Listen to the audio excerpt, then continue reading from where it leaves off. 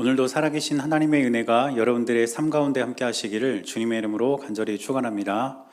오늘은 고난주간 말씀 기도의 마지막 날입니다. 오늘 우리에게 주시는 하나님의 말씀은 누가복음 23장 44절에서 49절까지 말씀입니다.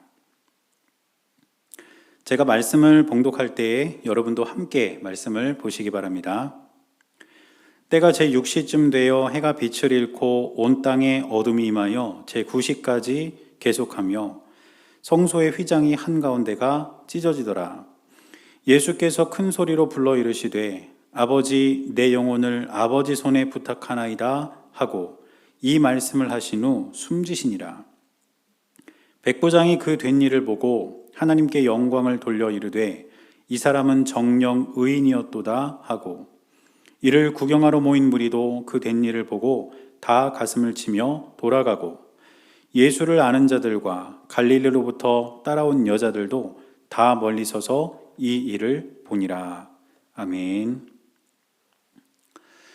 예수님께서는 십자가에서 7가지 말씀을 하셨습니다. 그래서 우리가 어제까지 그 말씀을 하나씩 살펴보면서 6번째 말씀까지 함께 살펴봤는데 이제 오늘 마지막 7번째 말씀을 함께 보도록 하겠습니다.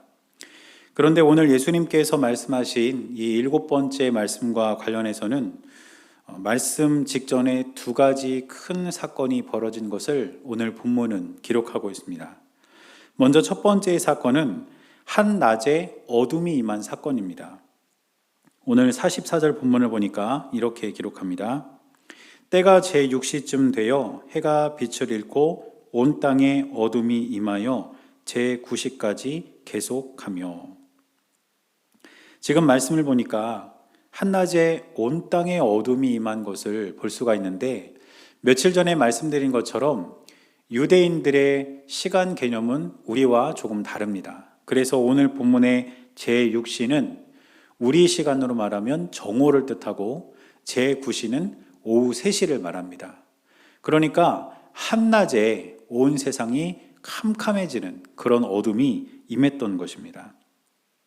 그리고 며칠 전 이 말씀을 제가 드리면서 이렇게 한낮에 어둠이 임하는 것은 하나님의 심판을 상징하는 것이다 이렇게 말씀을 드리면서 예수님의 십자가가 기준이 되어서 하나님께서 이 세상 사람들을 심판하신다. 즉 예수님의 십자가를 믿는 사람들은 구원을 받고 그렇지 않은 사람들은 구원을 받지 못하게 된다. 이렇게 말씀을 드리면서 이 내용에 대해서 설명을 드린 적이 있습니다. 그런데 이 사건이 상징하는 또 하나의 의미가 있습니다.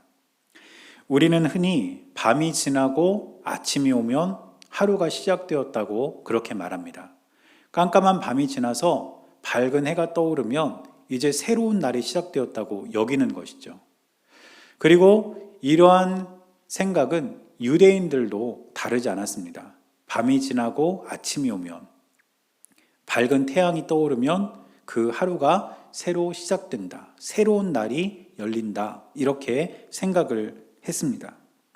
그런데 오늘 이 사건을 들여다보면 예수님께서 십자가에 달리시고 돌아가시기 직전에 한낮임에도 불구하고 어둠이 임했습니다. 그리고 그 어둠이 약 3시간 동안 지속되다가 나중에 그 어둠이 다시 물러가고 밝은 대낮이 또다시 시작이 되게 됩니다. 이것은 무엇을 의미하는 것일까요? 예수님의 십자가 사건이 새로운 날을 시작하는 기준이 되었다는 것을 의미합니다. 그리고 이 새로운 날은 다름이 아니라 바로 예수님의 십자가로 인해서 구원받는 날, 바로 그날을 의미하는 것입니다. 따라서 정상적인 자연현상이 아니라 예수님의 이 십자가 사건으로 인해서 어둠이 오고 다시 밝은 날이 시작되었다는 것은 예수님의 십자가로 인한 구원의 새 날이 우리에게 도래했다는 것을 상징하고 있는 그러한 사건이라는 뜻입니다. 그런가 하면 바로 밑에 내려가서 45절을 보면 또 한 가지 사건이 일어납니다. 말씀을 보니까 이렇게 기록합니다. 성소의 휘장이 한가운데가 찢어지더라. 오늘 말씀을 보면 성소와 지성소를 구분하고 있던 휘장이 찢어졌다, 이렇게 기록하고 있습니다. 예수님 당시의 성전은 처음에 하나님께서 모세에게 말씀하셨던 성막과 비교해 보면 그 규모는 비교할 수 없을 만큼 컸습니다. 그러나 그 성전 또한 성막의 구조와 개념은 그대로 보존을 하고 있었습니다. 따라서 성소와 지성소를 구분하는 휘장, 우리식으로 말하면 커튼이 그 중간을 가리고 있었는데, 예수님의 십자가 사건으로 인해서 성소와 지성소를 구분하고 있는 그 휘장이 찢어졌다는 것입니다. 이것은 예수님의 십자가로 인해 누구나 하나님께로 직접 나아갈 수 있는 길이 열렸다는 것을 의미합니다. 지성소는 하나님 임재의 장소였습니다. 그래서 그 지성소에 들어갈 수 있는 사람은 오직 대제사장 한 명뿐이었습니다. 그래서 우리가 구약 성경을 이렇게 읽다 보면 대제사장들은 온 백성들의 기도의 제목과 하나님께 대한 마음, 그리고 그들의 모든 죄를 다 가지고 하나님께서 임재하시는 그 지성소 안으로 들어갑니다. 그래서 백성들은 대제사장을 통해서만 하나님께 나아갈 수가 있었던 것이고, 하나님이 임재하시는 지성소로 들어가는 사람은 누구나 죽임을 당할 만큼 하나님을 만나는 그 자리는 엄격한 자리였습니다. 그런데 이제 예수님의 십자가가 그 지성소로 들어가는 길을 여신 겁니다. 누구를 통해서 하나님께 나아가는 것이 아니라 내가 직접 하나님께 나아갈 길이 열렸다는 것입니다. 그래서 예수님의 십자가로 인해서 우리는 하나님께 직접 기도할 수 있고, 하나님의 말씀을 직접 들을 수 있고, 우리는 그 말씀을 기록된 성경을 통해 깨달을 수 있게 되었다는 것을 의미합니다. 따라서 예수님의 사건은 우리와 하나님 사이를 가로막고 있던 모든 장애물들을 다 제거해버리고 하나님께 직접 나가는 길을 여셨다는 것에서 큰 의미가 있는 사건이라는 뜻입니다. 이와 같이 두 가지 큰 사건과 함께 이제 예수님께서는 마지막 말씀을 하시는데, 오늘 46절 말씀을 보면 이렇게 기록하고 있습니다. 예수께서 큰 소리로 불러 이르시되 아버지, 내 영혼을 아버지 손에 부탁하나이다 하고 이 말씀을 하신 후 숨지시니라, 이렇게 기록하고 있습니다. 예수님께서는 돌아가시기 직전에 있는 힘을 다해서, 마지막 힘을 다해서 아버지, 내 영혼을 아버지의 손에 부탁하나이다 라고 말씀하시며 이제 숨을 거두신 것입니다. 그런데 이 예수님의 마지막 말씀을 통해서 우리가 깨달을 수 있는 것이 있습니다. 그것은 무엇이냐면 하나님이 바로 우리 영혼의 주관자라는 것입니다. 하나님은 이제 예수님의 영혼을 받으시고 예수님을 하나님 나라로 인도하실 겁니다. 그리고 예수님을 하나님 보좌 우편에 앉히실 것입니다. 이렇게 하나님은 예수님의 영혼을 주관하시고 전적으로 예수님의 영혼을 하나님께서 인도하신다는 뜻입니다. 그리고 하나님께서 이 놀라운 일을 행하실 때 하나님의 이 일을 방해할 수 있는 것은 아무것도 없습니다. 어떤 존재도, 어떤 상황도, 어떤 사람도 하나님의 영혼을 주관하는 이 일을 방해하거나 건드릴 수 있는 그런 존재는 없다는 뜻입니다. 따라서 저와 여러분들이 분명히 기억해야 할 것은 우리 영혼을 주관하시는 분이 하나님이시라는 것, 바로 이 사실을 우리는 예수님의 말씀을 통해서 분명히 기억하고 살아가야 될 줄 믿습니다. 그렇다면 정말 우리가 우리 영혼을 주관하시는 분이 하나님이시라는 사실을 믿는다면 우리는 이 세상을 살아감에 있어서 하나님을 경외하며 살아가야 된다는 것을 꼭 기억하시기를 바랍니다. 많은 사람들은 이 세상 눈에 보이는 가치와 또 어떤 사람들에 의해서 그 사람들을 따라가는 것을 보게 됩니다. 그러나 정말 우리가 따르고 의지해야 할 존재는 바로 우리 영혼을 주관하시는 하나님이라는 것을 한순간도 잊어서는 안 된다는 뜻입니다. 그래서 예수님께서도 이 세상 사람들을 향해서 하나님을 두려워할 줄 알아야 된다. 하나님을 따르고 하나님만 의지할 줄 알아야 된다. 이런 말씀을 끊임없이 하셨습니다.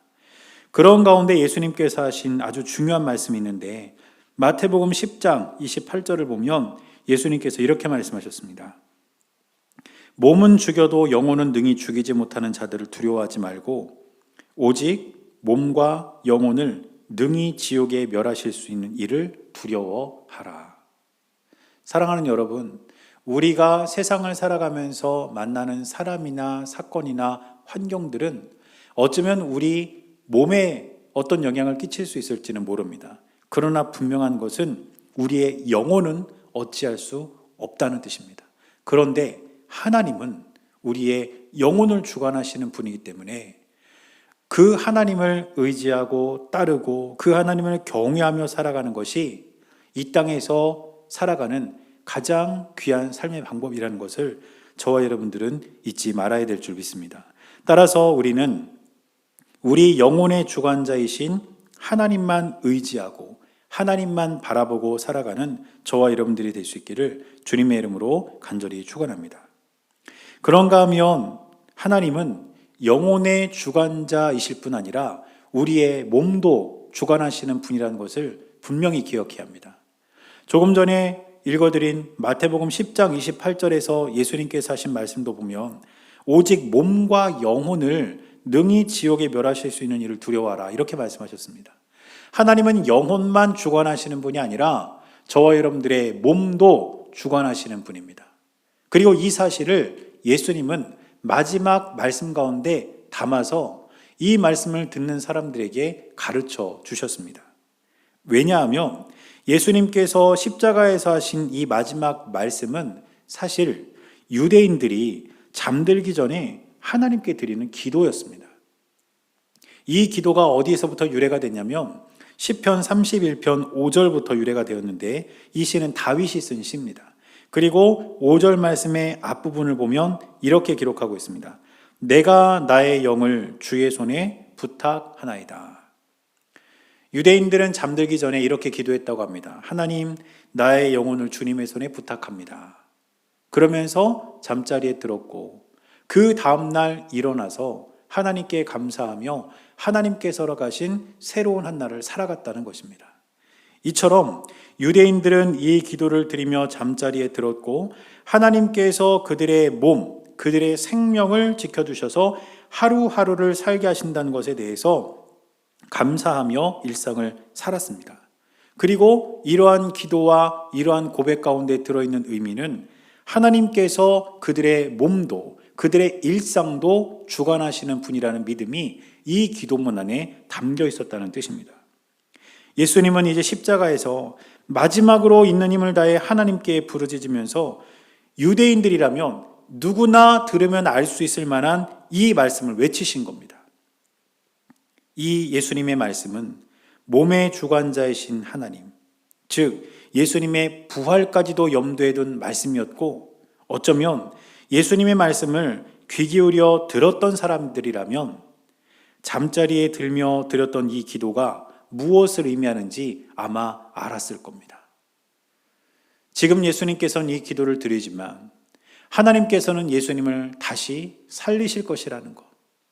유대인들이 일상 속에서 잠자리에 들 때 이 기도를 드리며 잠에 들지만 그 다음날 자신의 몸을, 자신의 생명을 주관하신 하나님께서 또 하루를 살아갈 수 있도록 인도하시는 그 경험을 떠올리면서 이 말씀의 의미를 알았을 것이라는 뜻입니다. 따라서 저와 여러분들은 하나님께서 우리의 몸을 주관하시는 분이라는 것 또한 기억해야 합니다. 우리의 영혼만 주관하시는 분이 아니라 이 땅에서 살아가는 우리의 몸 또한 주관하시면서 우리를 하나님 나라로 부르실 그때까지 이 세상에서 살아가는 우리의 몸, 우리의 일상, 우리의 생명을 하나님께서 주관하신다는 것을 저와 여러분들은 잊지 말아야 할 줄 믿습니다. 그렇기 때문에 예수님의 이 마지막 말씀은 하나님께서 우리의 몸도 우리의 영혼도 주관하시는 분이기에 하나님께 우리의 모든 것을 전적으로 맡겨드리고 의지하고 살아가야 한다는 말씀이라는 것을 저와 여러분들은 기억해야 합니다. 이제 오늘 우리가 고난주간 마지막 하루를 살아가게 될 텐데, 이 한날을 살아가면서 저와 여러분들은 예수님의 십자가로 구원받았음을 잊지 않고 살아가는 하루가 되기를 바라고, 이것이 우리의 기도의 제목이 되기를 바랍니다. 그리고 또 한 가지는 하나님께서 우리의 몸과 영혼을 주관하신다는 사실을 기억하고, 우리가 다른 것을 의지하는 것 아니라 하나님을 의지하며 살아가는 주님의 귀한 자녀들이 되게 해달라고 우리가 함께 기도하면서 이 하루를 사는 저와 여러분들이 될 수 있기를 주님의 이름으로 간절히 축원합니다. 기도하겠습니다.